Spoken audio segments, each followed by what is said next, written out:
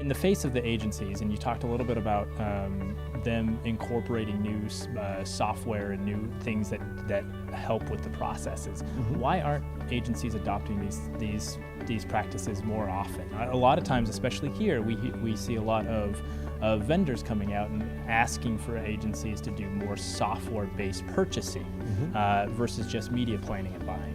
Why is it, in your perspective, that agencies aren't buying into that software? I mean, I think it varies from agency to agency, but I think the entire industry right now is really in a disarray. I mean, the agencies have gotten to a point now where procurement departments of their clients have really driven down their compensation to a point where it's very difficult to even manage profitable margins.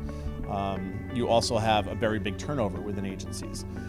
It's very hard to start to implement new processes, to kind of adapt to this changing environment within media, and so you have a lot of agencies that are still stuck on a lot of their old ways of doing things. Mm-hmm. And as a result of just really being caught up in the rat race of just trying to stay afloat and still trying to just meet their deliverables and trying to sustain profitable margins, you're finding an overall resistance to change within the agency organization.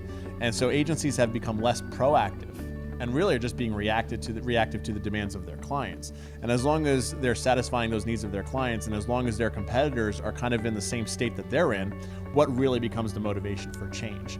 Right. Where historically agencies used to be drivers of innovation, I just feel that that's not the case anymore. It's not really agencies that are driving innovation within marketing and advertising anymore. I mean, we like to turn to the technology providers and thinking that they're providing innovation.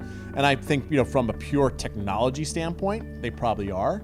But in terms of how their technology is being used, it's not very innovative. And if you had your druthers, how would you change it? I think it goes right back to the human element, right? Okay. I still think it goes back to understanding that it's not about branding, it's not about direct response or social marketing, it's about cultivating relationships between people.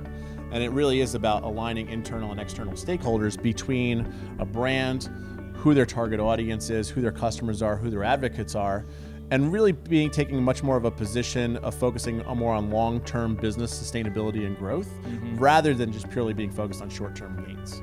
And I think we're so caught up now in this cycle of what's being impacted now, how is the now contributing to the bottom line in order to kind of satisfy these quarterly earnings, right, that we've kind of got caught up in this really vicious cycle that really isn't going to help, the long-term growth of any one company.